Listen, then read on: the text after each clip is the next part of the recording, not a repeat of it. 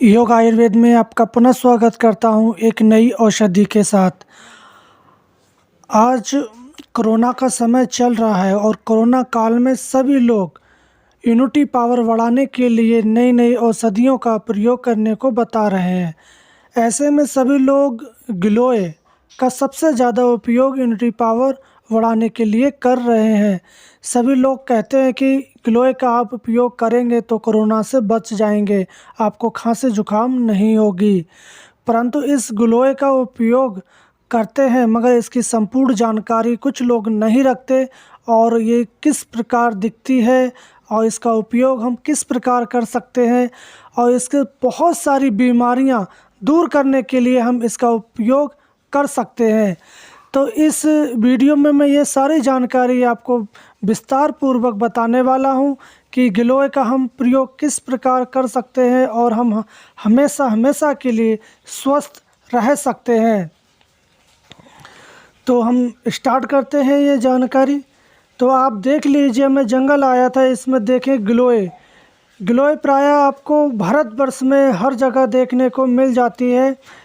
ये कुमायूं से आसाम तक, बर्मा से बिहार तक और कर्नाटक से सीलोन तक हर जगह ये पाई जाती है। ये वृक्षों के ऊपर या रोड के किनारे या जो दीवारें होती हैं या खेत की मेड़ें होती हैं वह या स्वतः ही उगाती हैं और आजकल इसकी मेडिसिन में भी सबसे ज़्यादा उपयोग किया जाता है, इसलिए इसकी खेती भी की जाती है। मगर शहर गांव में आजकल इसको छत या गमले में भी उगाया जाना शुरू कर दिया गया है। तो इसको कई नामों से भी हम जानते हैं। इसका नाम संस्कृत में गुट्टूची, अमृतवल्ली, छिन्ना, मधुपर्णी, वत्सदानी, कुंडली, हिंदी में गिलोय, गुट्टूची, गुजराती में गालो, मराठी में गुलवेल, पंजाबी में गुलो आदि नामों से जानते हैं। इंग्लिश में इसको टिनुफोरा के नाम से जानते हैं। तो इसको अमृतवल्ली इसलिए कहा जाता है, ये कभी सूखने वाली नहीं होती है। इसको आप डाल दें साल भर फिर भी ये ऐसी ही पड़ी रहेगी। जैसे ही बारिश का मौसम आएगा इसमें स्वतः ही कल्ले या नई कोपले उग आती हैं, इसलिए इसको अमृतवल्ली या अमृता भी कहा जाता है। तो इसकी पहचानने के लिए आप देख लें, इसका तना जो है मोटा होता है और इसकी जो बाहरी छाल है वो भूरे रंग की होती है, जो कागज़ जैसे पतली परतों में होती है। इसको आप खरोच देंगे तो इसकी परत ऊपर से निकल जाती है और अंदर से कांड इसका हरा या गूदेदार निकलता है और वो चिकना भी होता है। इसकी तने की जो वायु जड़ें हैं वो निकलकर नीचे झूलती रहती हैं और भूमि के अंदर घुसकर नई पौधों को जन्म देती हैं। इसके पत्ते पान के आकार की तरह हृदयाकार होते हैं। इसके फूल गर्मियों की ऋतु में आते हैं। इसके फल छोटे छोटे और गुच्छों में पीले रंग के होते हैं। इसके फल गुच्छों में ही दिखाई देते हैं और पक जाने पर ये लाल हो जाते हैं। इसके बीज सफ़ेद, चिकने और कुछ टेढ़े मिर्च के दानों के समान होते हैं। तो ये गिलोय की जानकारी थी और इसकी एक विशेष पहचान होती है। अगर आप इसको अंदर से काटेंगे तो उसमें चक्र जैसा बना होता है। तो इसकी बहुत सारी दवाइयाँ बनाई जाती हैं जो आपको मार्केट में आसानी से मिल जाती हैं। गिलोय घनवटी, गिलोय काढ़ा, अमृतारिष्ट, गुट्टूची आदि नामों से इसकी गोलियां भी मिल जाती हैं। आप ऐसे ही जड़ी बूटियों की जानकारी चाहते हैं तो आप हमारे चैनल को सब्सक्राइब करें और बेल आइकॉन को क्लिक करें ताकि आने वाली जानकारी आपको सबसे पहले मिल सके। अब इसके गुण धर्म की बात करें तो ये त्रिदोषक होती है, वात, पित्त और कफ को शमन करने वाली होती है। यह हृदय को बल देने वाली, रक्त विकार, पंडुआ रोग, काश, दुर्बलता, पित्तमह, डायबिटीज, त्वचा रोग, कई प्रकार के बुखार में उत्तम कार्य करती है। आधुनिक चिकित्सा शास्त्रियों के विचार के अनुसार गिलोय सूक्ष्मतम विषाणुओं के समूह को लेकर स्थूल कृमियों तक पर अपना प्रभाव दर्शाती है। क्षय रोग से उत्पन्न होने वाले माइक्रोबैक्टीरियम ट्यूमर कोलाइसिस जीवाणुओं की वृद्धि को सफलतापूर्वक रोकने में ये कारगर औषधि साबित होती है। इस गिलोय को हम रसायन के रूप में भी उपयोग कर सकते हैं। ये शरीर में इंसुलिन की उत्पत्ति व रक्त में उसकी घुलनशीलता को बढ़ाती है और इससे रक्त की शर्करा घटती है।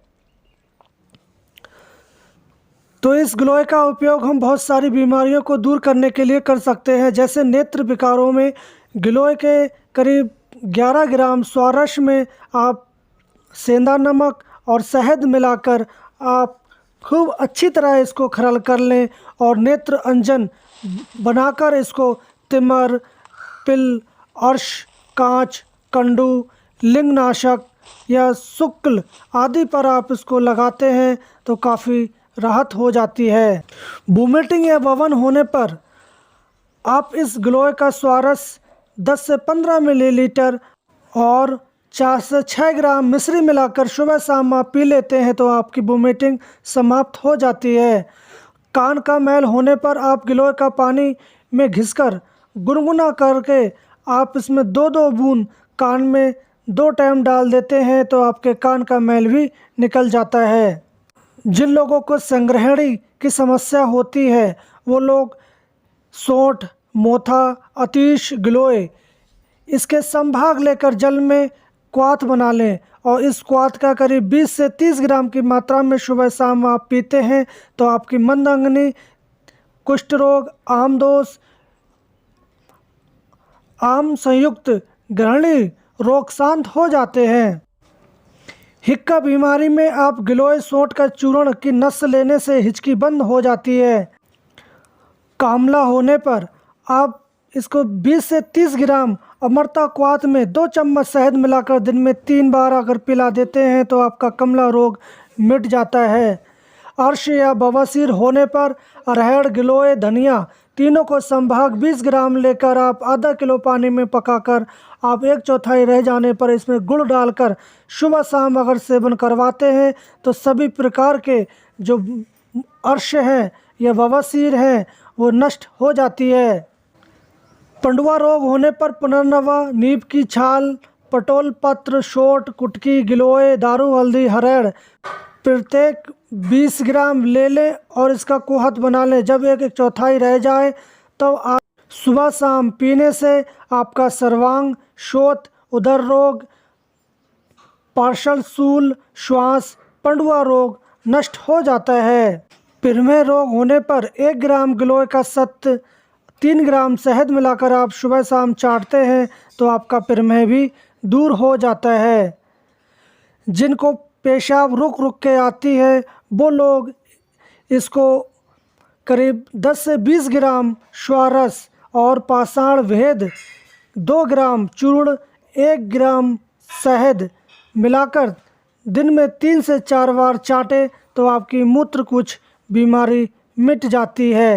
लीवर की कोई सी समस्या होने पर या मंदअंगनी होने पर आप ताज़ी गिलोय 18 ग्राम, अजमोद 2 ग्राम, छोटी पीपली 2 नग, नीम की सीकें 2 नग, इन सबको कुचलकर रात को करीब 250 ग्राम जल के साथ मिट्टी के बर्तन में आप रख दें।